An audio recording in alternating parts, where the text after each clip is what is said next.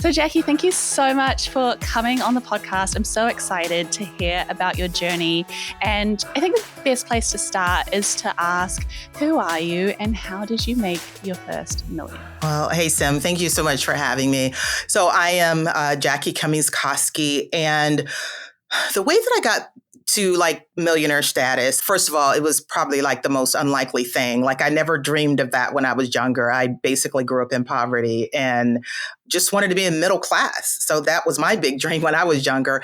But I was raised by a single dad with 6 kids, and I'm from the state. So this was a southern rural state that I didn't love. There was a dirt road. We had to walk up the dirt road just to catch the bus.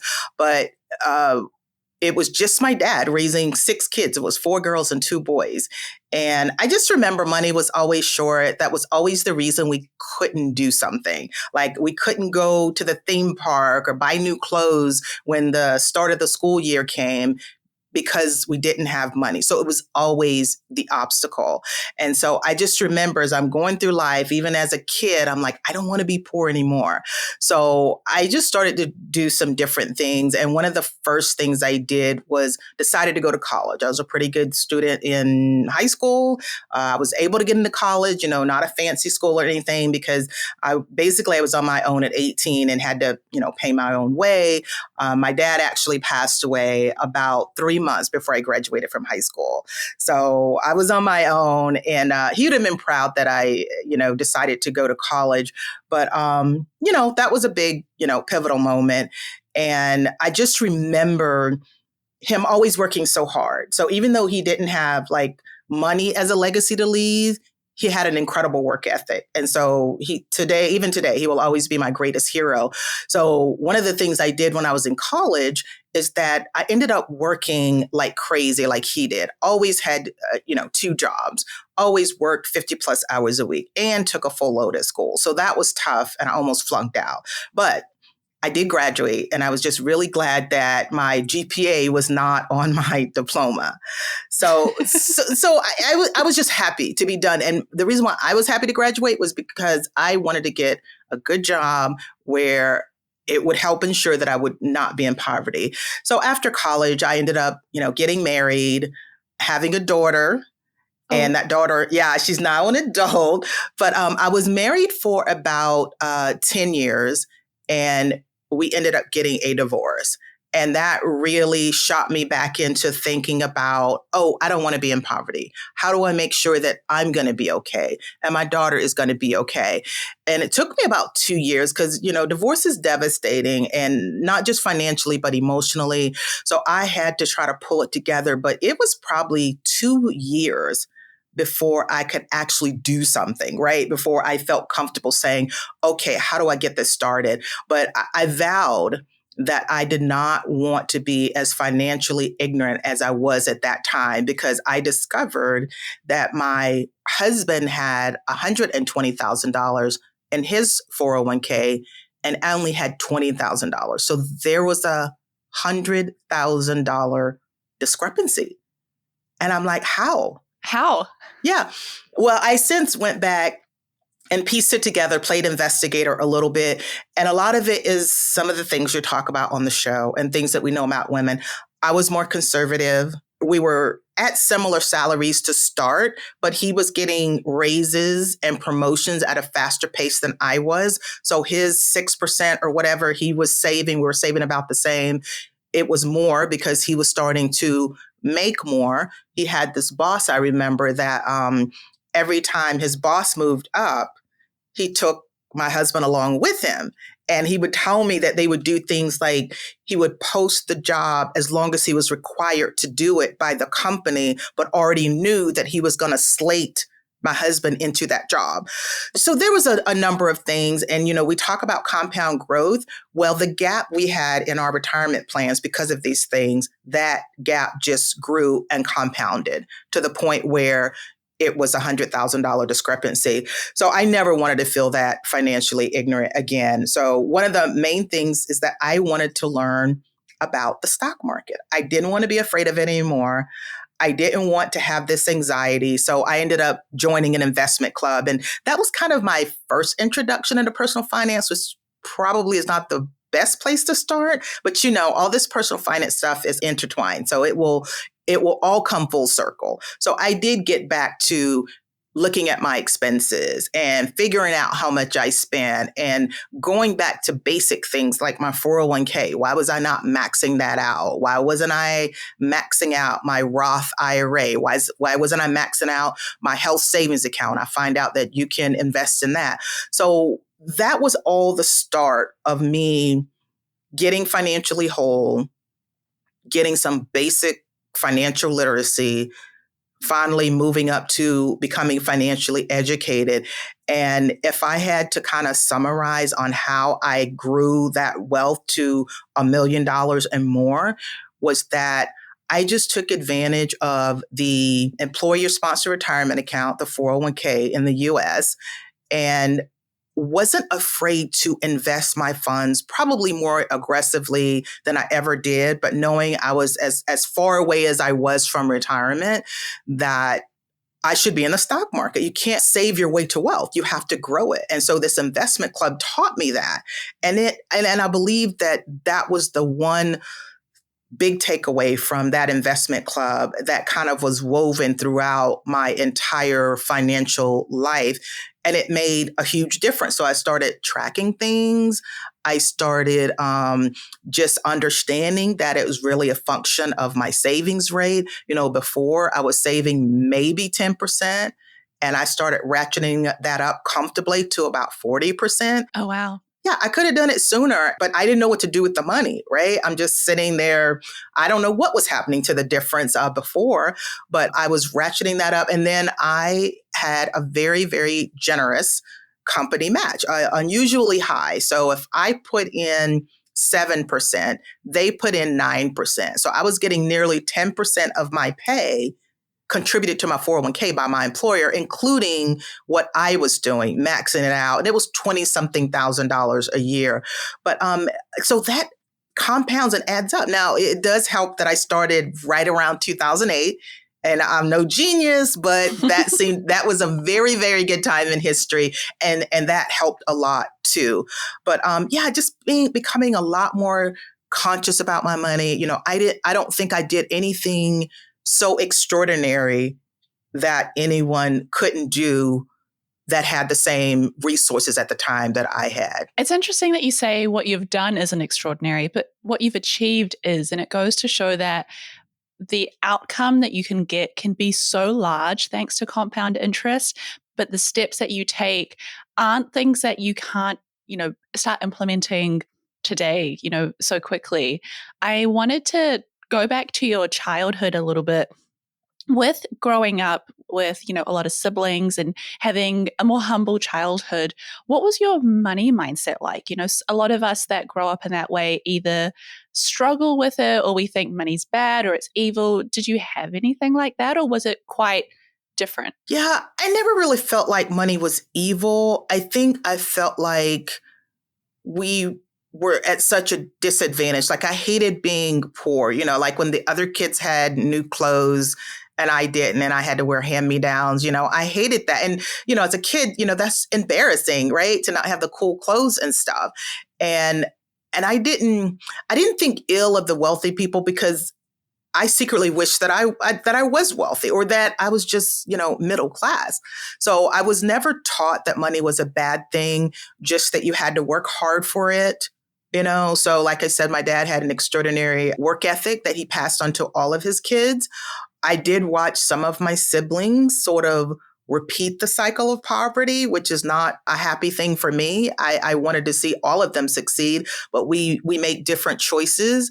And for me, there's two things you can do based on your experiences. You can repeat that, or you can do just the opposite.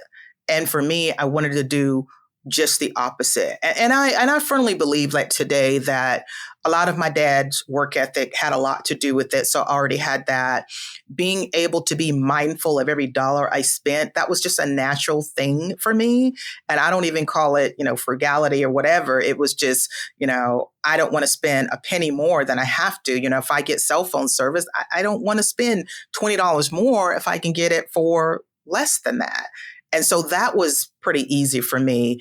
And I think some of those behaviors, they stuck with me and they really made a difference. I think debt was also another big thing. My dad never, I don't even know what the mortgage was, but he must have had a mortgage. But I just remember he would call it, I don't want to buy something on time. And that's what he would call it. That meant get a loan for it. When I was young, I didn't know what he meant by that, but that was a term that was used. Maybe it was in the South, maybe it's just in the States, but he's like, yeah, you don't want to be buying everything on time. You want to try to pay for it. And I guess he meant like over time, when you have to pay for it month by month. So, when he had a vehicle, he had to, probably get a loan for that, probably for the house too, but we never talked about money. So I have no idea. So that was kind of my experience. Just, everything was scarce. So I had the scarcity mindset a little bit. So that was kind of my upbringing. That is so incredible. So thank you for sharing that. I wanted to then kind of move. So you started in this place, you've seen your dad work so hard. Clearly it is so strongly instilled in you and you end up going to college. How did you choose the career path that you went through? Were you kind of set on something from the beginning? Yeah, I was. My big thing is I wanted to be a news reporter. That was my thing. Even when I was in high school, I liked speaking and talking, and I guess auditory and verbal things was how I learned the best. Although back then, all you could do is read a book. So I think I would have done better in college if we had the audio and the video as we do now. So I remember I was going to school working full time, and I interned at a TV station. And the funny thing was back then, a lot of internships in the communication space were not paid. So, I was in a spot where, geez, if I don't get paid, I can't do it. But I did get college credit for it. And I just remember a pivotal decision that got me away from the whole broadcasting reporter thing was that I was close to graduation and I was getting paid like peanuts by, doing some stuff I was doing at the radio station. But then I was offered a job in corporate communications at Walmart headquarters in Bentonville, Arkansas.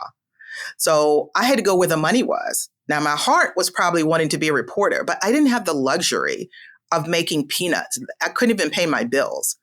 And so I chose to go into corporate communications, which led me down the corporate route versus news reporting.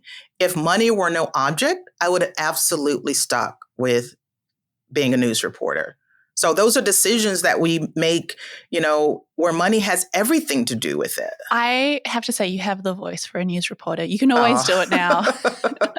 Yeah, I'm like, okay, I can get that do-over. I can get that second chance. But, honestly now, I could be on one of the major network stations if I would have gone down that path and went from station to station.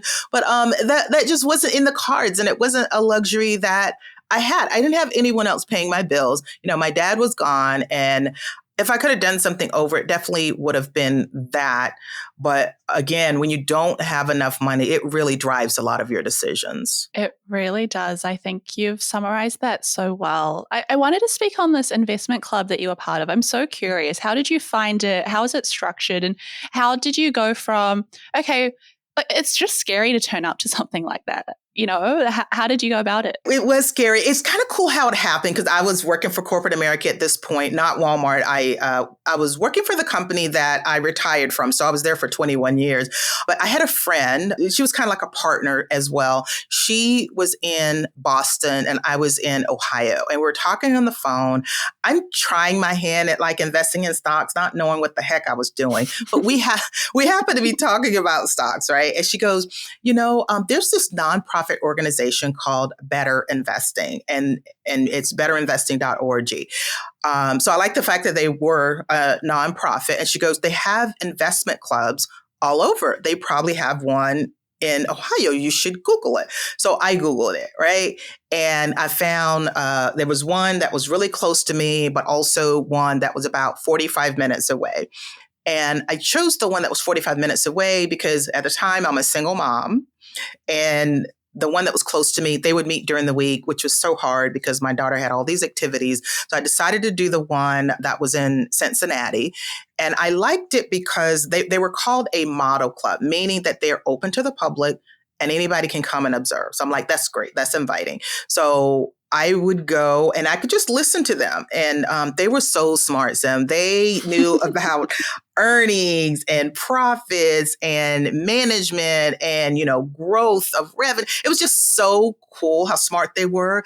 And I would say at least half were women. So that encouraged me. Yeah. So that was very cool. So I came to meetings, I would say, over the next 6 months when I could. So I might have gone to 3 or 4 meetings. And then I had decided, you know what, I'd love to join it because they were mostly about education. That was really important to me. And then, I'm kind of a skeptical person. So I'm like, what is this? Are they trying to sell something? They were not. It was a nonprofit organization mainly focused on education in individual companies and being an investor. And I think back then when I started to buy and sell a stock, it was like, it had gone from like maybe $40 to buy or to sell a stock. And then it dropped to like $10. But it made more sense to have a club and you pool your money together versus you paying all those fees yourself. So it made a lot of sense. So when I joined, everyone was so friendly, so inviting, so willing to share what they knew. And honestly, this was about 2 years after my divorce. And I got kind of tired of talking about my divorce because I felt like everybody was saying, oh, the poor single mom and all of that. And I was just kind of over that. And this group of people, they didn't really know me that well. So I got to talk about something else that was really lighting me up, that I was very curious about. And I really enjoyed this and I learned like so much. And basically how the club operates, you have anywhere from like 12 to 15 people, they're members. And each month you would make a contribution and the maximum was $100. So it wasn't to get rich, but you would have some skin in the game. Now, if you wanted to, you could invest however you wanted to in your own portfolio. But the whole idea of this portfolio was to pour your money and to learn about companies. So each meeting, usually there was 2 stock presentations. And at the end, you vote on the stock and no hurt feelings. So if we didn't buy your stock, go buy it in your personal portfolio. But I really enjoyed this. And it's very quickly unraveled all the anxiety and lack of confidence I had about the stock market. So I wasn't afraid of it anymore. So I'm backtracking. I'm saying, let me look at my 401k. Let me look at these other investment accounts that are tax advantaged because now I get 2 benefits. I know what I'm doing with investing and I know what I'm doing with, taking advantage of these tax benefits. So that's how I continued in that club for about 12 years, and I'm still a big part of the organization. I actually sit on the board of directors because I'm just I guess I'm very passionate about people learning the basics of personal finance from a long-term perspective. Like the stocks we bought, it wasn't day trading, it wasn't swing trading, wasn't options or crypto or anything like that. It was more about long-term investing. So we looked deeply at analyzing these companies. So I'm a nerd like that. I enjoy analyzing great companies. And the vast majority of people probably shouldn't invest in individual stocks, but I do, and I love it. And I think I'll always have an individual stock portfolio, even though the biggest chunk of my money is in, straight up index funds, but it's the growth index funds. I feel the same way. I always like to say that 90% of my investments are in, like an S&P 500 or a large index fund. And then I like to have 10% that is not fun money, but, a little bit more of a speculative choosing investment. Yeah. And I think it's so badass that you went from like, I'm gonna see if I like this club to I am on the board. Right. That is incredible. It was very interesting. That's one of the things I'm very passionate about. Again, it was a very inviting organization. I just met so many amazing people. And these are modest millionaires, many of them were older. I think that's kind of changing. And I remember when I first started, and I was saying to myself, I'm like, it's too bad that people don't start thinking about their money or investing until they get older. Now, over time, I have seen that change for sure. You're a testament to that. So I'm glad I started when I started. And I firmly believe that was one of the big things that helped me, grow my investments to where, they hit over $1 million. just by doing a few simple things right. I would love for you to walk us through that. What was your journey like with the FIRE movement? Like, was it a goal that you wanted to make a certain amount of money and then be able to retire? Was it something you figured out along the way? Like, how did you go from turning up to this investment club as, like a very normal person with a great job that was still trying to figure things out to retiring as a millionaire? Like, that is such a journey. Yeah, that's pretty funny how it worked out. When I started out, I was a single mom. So, of course, one of my biggest things was one of my main priorities was my daughter. And so I determined early on that I didn't want to climb the corporate ladder. Even though I was at my company for over 20 years, I felt like I was always getting this messaging like, you should want to move to the next level. You should want to move up, and I just had no desire to do that. I wasn't even that passionate about the job that I was doing. I like my job, but I just didn't want to climb the corporate ladder. My priority was my daughter. So I wasn't interested in traveling or doing all of that. So at that time, that made me realize that, okay, I'm probably not going to be making the big bucks. And in the US, most people, if they were to say a number that make them feel like they're really doing well as far as their income or their salary, they want to crack six figures. Right. Yeah, that's the number. So I never made over six figures. I averaged about $80,000 a year. So I figured that I needed to do more with the money that I had because I wasn't looking to go hardcore and work 80 hours a week to get to this elusive six figures. So I became better with that. And it worked out because I did like investing. I was pretty good at saving. So my strategy was like, okay, how do I be smart with this money? Part of it was I need to take advantage of all of my tax advantaged accounts.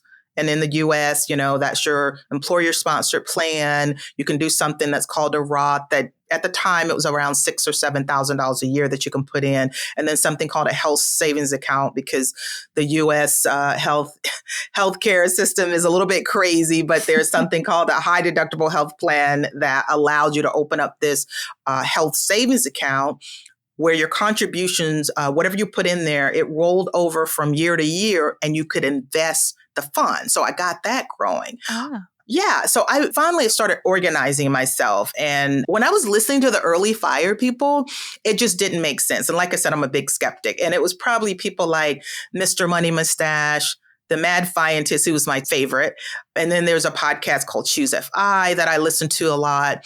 And again, a lot of those people, they weren't like me. Like they were tech and engineers making $150,000 a year. And it was 2 income earners and no kids, So for me, I'm like, that's not me. I'm like, I don't believe that that's even possible. And they were retiring like at 30. And so when I'm curious about something, I really start to dive into it. So I started really getting into it. And there was a few people sharing their numbers. One of them was a website called Root of Good. I think his name is Justin. So he had his numbers. And so by looking at his numbers, I knew what I had to adjust. So finally, I started saying, okay, I think I can put this together for my circumstances. So I like a good spreadsheet. So when I figured out all these ways that you could get money out of your retirement account before you're 59 and a half in the States, that is the number that you hear everywhere, right? And I'm like, there's no way I could retire before then. And then I started finding all these ways that you can get money out. You can get your Roth contributions out, not the growth, but the contributions. You can have a brokerage account. You just have to create some kind of bridge between, the time you retire and 59 and a half. And then I just discovered there's many ways. So that obstacle I had in front of me, that problem had been solved. And then the other big problem in the US is health insurance. And when I finally did my own research, there's something called the Affordable Care Act that was very reasonable for me. You can get subsidies that will cover some of the premiums for you, depending on your income. So I'm sitting here coming up with excuses and reasons that I can't retire early, that I can't reach FIRE. And little by little, I was deconstructing those obstacles and moving them out of the way. And finally, when I said, okay, I think I can do this, I put together like a 5-year tracker and I listed every account that I had and the contributions that were going in and making projections of how that nest egg would grow. And so I was pretty conservative, but at the end of the year, let's say if I use like an 8% growth, well, there were years where the market was up 23% or 18%. So by tracking it, it made it real for me. And so I knew about when I would be able to retire. And actually, your FIRE number is just 25 times your annual expenses. So that's the math that I use. I spend about comfortably $40,000 a year. I live in a lower cost of living area, but $40,000 a year times 25 is $1 million. So that was my number. Once I reached that fine number, I still was not comfortable enough to retire. I'm thinking in my head, I don't want to be in poverty again.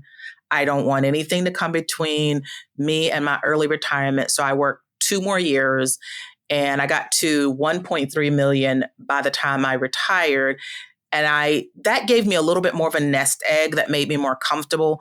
And I thought more about what did I want to do after I retired from my corporate job. And for me, because it was so impactful for me to get basic financial literacy, that's just something I loved. I was doing it even before I retired, but I knew that that was going to be my focal point once I was done with corporate America.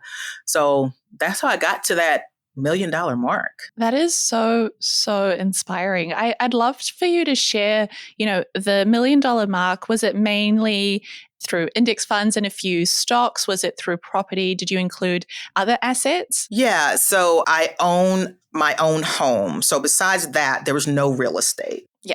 I probably at the time had about $150,000 equity in my home. So it counted for very small. That would have been 10%. But the vast majority were straight up index funds, a growth index fund, low cost. And then I would say about 20% was individual stocks through both my investment club and my own personal portfolio. So you were a liquid millionaire. Yeah, I was a liquid millionaire. So I didn't do the big real estate thing. I tried my hand at real estate. I brought a condo right after 2009 as an investment property, and I only held it for 2 or 3 years. It just wasn't my thing.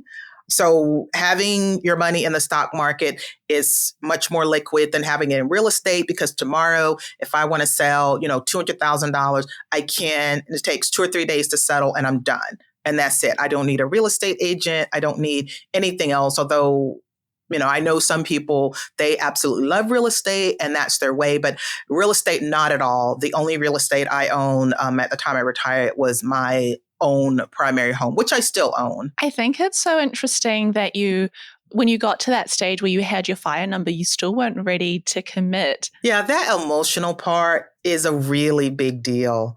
I still had poverty lingering over my head. And I just was not okay. And I thought, my dad, if he was living, he would say, "You're giving away the golden ticket." He would have thought that I was very crazy for even, leaving a great job. And it took a while for me to, I guess, reconcile that for myself. And I do think that I needed it. I needed the time to get my head around it and to sort of set myself up for post-retirement. In retrospect, I've been retired for 5 years. I retired in December of 2019. I do wish I would have done it early. But back then, my head was in a completely different space. Firstly, you seem to have really great timing to start investing in 2008, retire in 2019, December.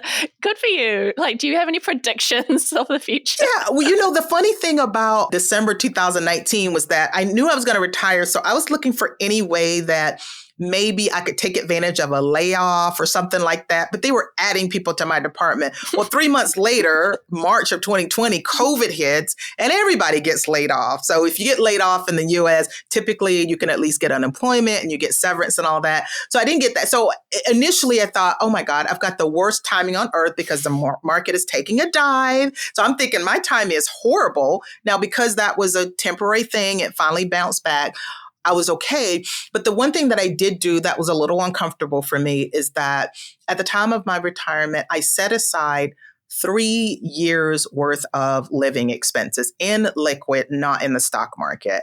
And I think that year, 2019, I think the market was like up like over 30%. I'm like, God, I could have had that in the market. And then when COVID hit and the market took a nosedive, it reminded me, oh, this is why I had this in cash. So I wasn't too worried about what the market was doing because I had what I needed to live on for at least 3 years. Did you have any particular individual shares that were like the biggest movers for you? Like in my case, I don't own these anymore, but in my case, it was Tesla. But I bought pre-2020 that went up 400%. That was my start, or like Palantir. Were there individual stocks that really helped catapult your journey, or was it a mixture of just consistent investing? There were some that definitely outperformed, but I do always say I've got some winners, but then of course I have some losers. Typically, if I'm messing with a more riskier stock that doesn't have a long track record, I'm only going to get a small amount, like maybe less than 0.5% of my portfolio. So I've had some real dogs. Like I brought, I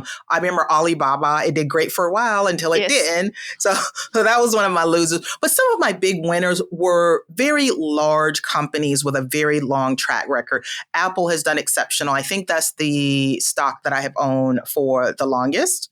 NVIDIA, and that has done well for me because I got it about 3 or 4 years ago. Oh my God, Jackie. Yeah, I know. It was before it took off. And this was someone in my investment. It was her son, that's a tech guy. And we all went to lunch together after the meeting and he was mentioning it. And I'm like, I need to go home and take a look at this. And so that's up well over 400%. I have shaven off a few shares when it's like at these all-time highs, but I still would like it to be a part of my core holding. And probably one of the other ones that, I don't know if you would call it luck, because again, the skills that I learned in my investment club, I think helped make me a little more keen and aware of certain, situations that exist for a company that might make it a good buy. Because if it's going down, it's either going to continue to go down or go up. Which one is it? So that's where the analysis come in. So one of the good other timings, and again, this is from a friend in my investment club, and that person didn't convince me to buy it, but it became on my radar because we have these conversations. So it was Chipotle back when they had that foodborne illness breakout in some of their stores in the US. And I think that would have been like maybe 2017, 2018, right? And so the stock prior to that just went up and up and up. It was never a buying opportunity. So it just shot down. It took a nosedive when this foodborne illness came out. Okay. And I'm like, this is my time to get some shares. And when I looked at the history of other restaurants that had the same type of issue, how long did it take for them to bounce back? It took about 18 months. But after 18 months, they found even more issues and it went down more. They finally put in a new CEO, and that CEO was Brian Niccol, who's supposed to be this genius guy, right? He's now CEO of Starbucks, but he did this major turnaround, right? Major turnaround. Got the app, started opening these Chipotlanes, and finally Chipotle's going. I think Chipotle is up close to 500% for me. And I don't think I've sold any of it. But the main reason why I have such growth is because I got it when it was very depressed. And, you didn't know if that would throw them into bankruptcy. I didn't think it rose to that occasion. I did my research, but certainly it could have. Nobody can predict the future. But the things that I was looking at said that, you know what, I think they are going to bounce back. And it helped when I would go to Chipotle and the lines were still out the door, even with this foodborne illness scare was going. But it was segregated to a certain part of the U.S. They finally brought on a new CEO that just, it's almost like he's got the magic touch because now they think he's going to do the same thing for Starbucks. Is he? I don't know. I'm not running to buy Starbucks because of it.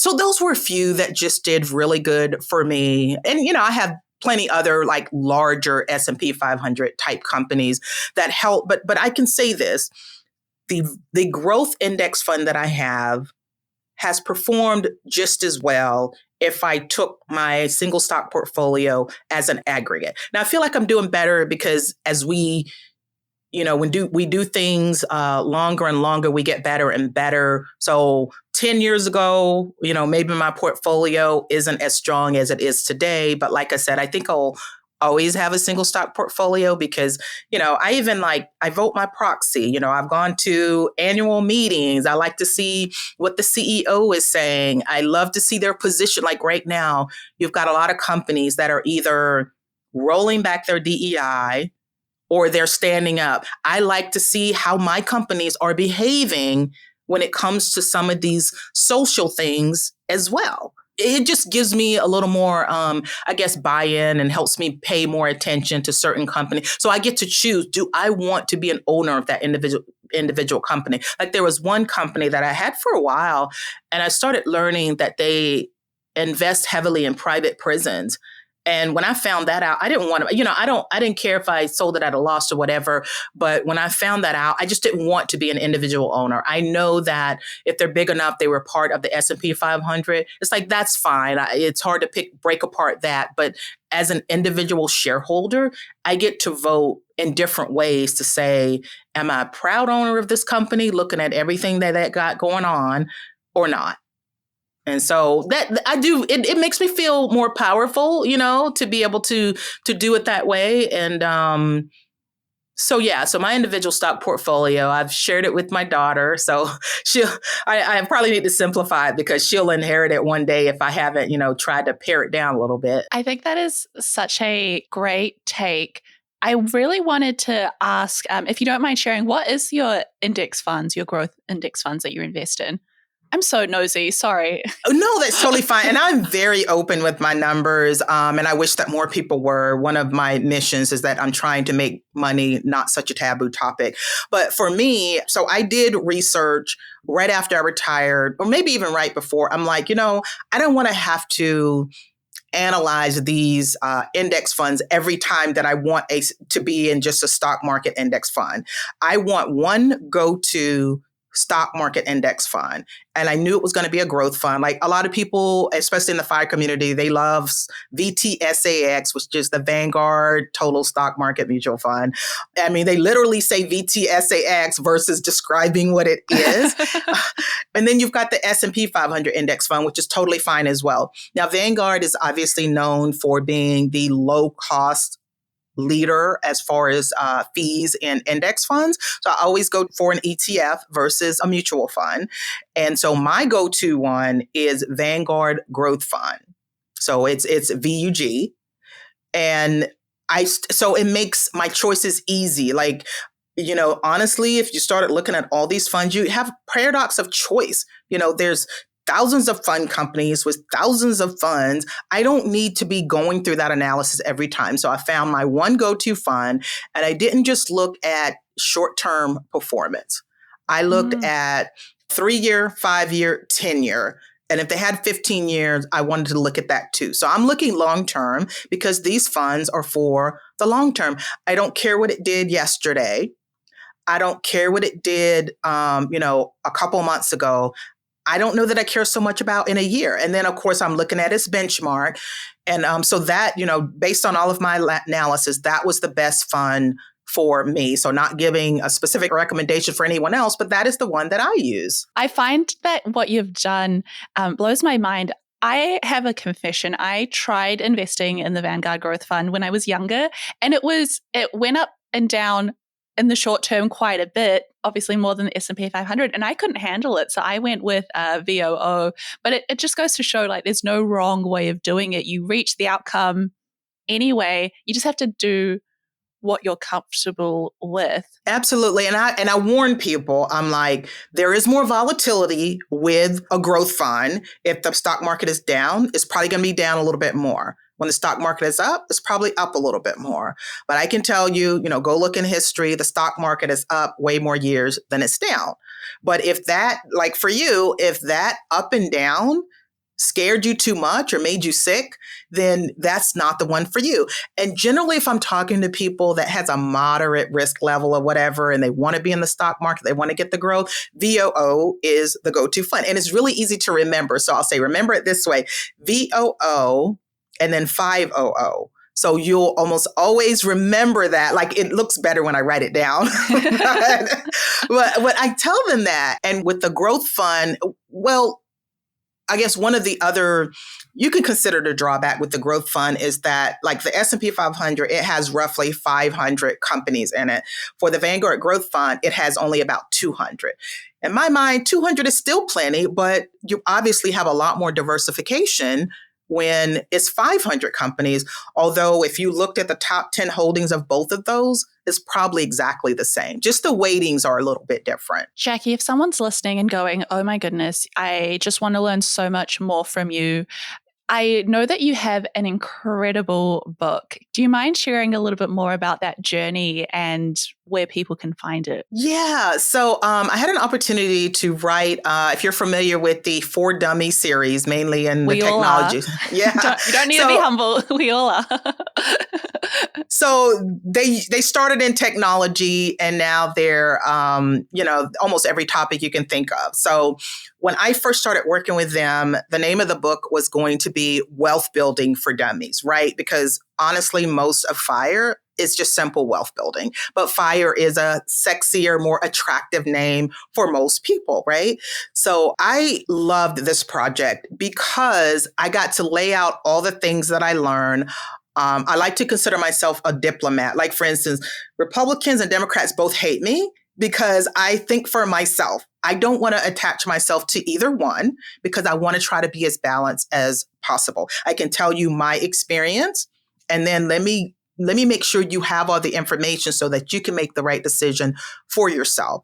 So I take people step by step. It's called FIRE for Dummies, and it came out in April of 2024. And it was an opportunity to take people step by step. And when they told me how many pages, I'm like, what? They said it needs to be 368 pages. I'm like, exactly. And it's a big kind of book, right? And I'm like, there's not 368 pages worth of FIRE stuff. But when I started, and I kind of fudged on my outline a little bit, I'm like, okay, I know it's not this many. Well, when I got into writing it, every single chapter was more pages than I had fudged it. So there was just so much to write and be clear. And I kept saying, oh, I need to include this. And then I had a technical editor that would go behind me, and anything that a subject matter expert needed to take a second look at, he would. But, I said, well, it's really basic kind of everything I teach about how do you get to FIRE. You increase these three things. You increase your savings, your investing, and your income. And then you decrease these three things. You decrease your expenses, your taxes, and your debt. I'm like, that's the book. And then I finally said, okay, what other considerations do you have to think about? So the entire book was written around that. But I said, you know what? Before you ever try to do any of these things, you have to get your head right. So the early chapters was about mentally thinking about doing something different, thinking about your money. Is there any trauma or issues? It is harder for some than it is for others. So that needed to be acknowledged and addressed before you, because I think about the time of my divorce. Okay. Yeah. The day after I got my divorce, I could have sought out this investment club and started doing all this crazy stuff to get my money right. But mentally, I wasn't ready. And when it came to retirement, I wasn't ready for 2 years. So nothing happens unless mentally you are there. So that part got addressed. And then another part before you launch into that, you got to see where you're at. Like that could help determine the trajectory of your journey and what areas you need to focus on. So you need to know how much debt you have. You need to know what your expenses are, what's your net worth, what's your savings rate. And this doesn't even have to be done overnight. This could take months to actually pull this stuff together, but you're doing something. And so once you do that, then you can launch into these other things.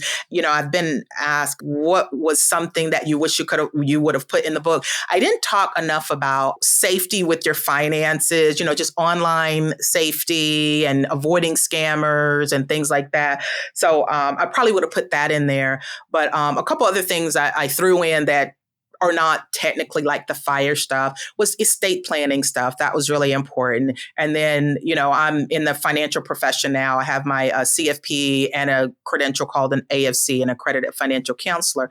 But how to find the right financial professional, because even though we love this sim, there's a lot of people that actually do want help. And so how do I help them determine how to find the right professional if there are certain aspects of their financial life that they want help with? So I spent at least one chapter deciphering what is it that you're looking for. For instance, if you love the investment piece and you want to stay the owner and you don't want to turn over your investments to somebody else, then that means you don't want someone that has an assets under management model, because they're going to make you turn over your investments.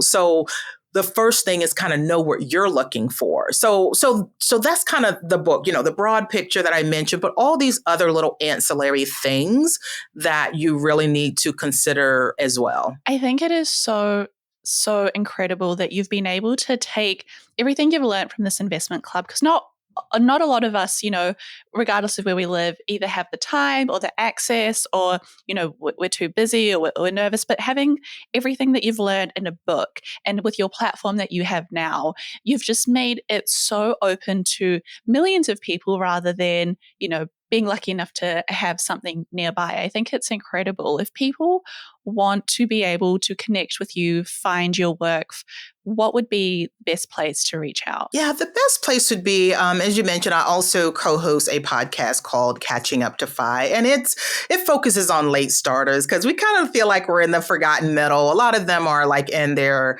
40s and 50s, where you had that shift where there's no more pensions in the U.S. You're responsible for your own retirement and all of that. So if you just go to catchinguptofi.com, that's kind of where I live, but we are up to podcast number 120, and we talk to experts, we talk to other late starters, we talk to people and their real stories. And our goal is to just help people that maybe feel overwhelmed with a lot of this financial stuff. A lot of times there is shame, and our first thing that we say is give yourself grace. Give yourself grace, because at least now you're saying, I want to do something different. So I'm on the podcast. We actually have a pretty active Facebook group, and I enjoy doing the one-to-many. So between the book and the podcast, my hope is that I'm willing to touch a lot more people, because when I got my CFP certified financial planner, a lot of people were like, oh, so now you're going to be a financial planner. And I'm like, I never really had a desire to do one-on-one financial planning, because the most I could handle is maybe 200 wealthy families. And that just wasn't enough for me. So through these other platforms, I do a lot of speaking, and, my personal website, we all got to get creative with our website name. So my website is Phenomenal Woman. The two letters is F-I, Phenomenal Woman. And I'm Phenomenal Woman on Instagram. So that is my website if you want to send me a message. But I'm all around social media. I'm a corporate girl, so I am on LinkedIn.